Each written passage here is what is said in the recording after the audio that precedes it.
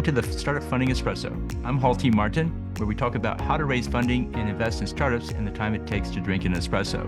If you have a question about startup funding or investing, please go to the website, startupfundingespresso.com, and type in your question into the chat bot in the lower right corner to receive an answer. I hope you enjoy this episode.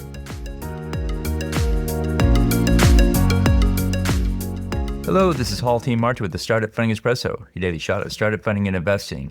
Incentives can entice investors to join the round. In the early days of the raise, you may want to offer warrants to investors to come in early. Warrants give the investor the right to buy stock in a specified price range.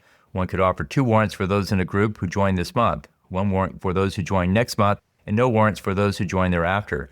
Those seriously considering an investment will consider coming in earlier to capture the incentive. Incentives also work to break a stalemate in the fundraise. If you have 10 or more investors who are slow to join, you can offer the warrants as an incentive so someone in the group goes first. In this scenario, offer 1 warrant to each of the next 3 investors in a group. Once 3 investors are in, other investors may follow even though there are no longer any incentives. Discount stores who promote too many price reduction sales train their customer base to wait for the next sale. Use incentives carefully so the investors don't wait for incentives to invest. Thank you for joining us for the Startup Funding Espresso, where we help startups and investors connect for funding. Let's go start us into today.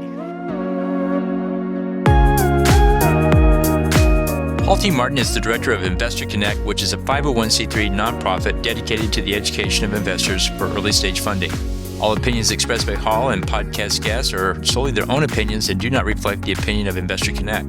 This podcast is for informational purposes only and should not be relied upon as a basis for investment decisions.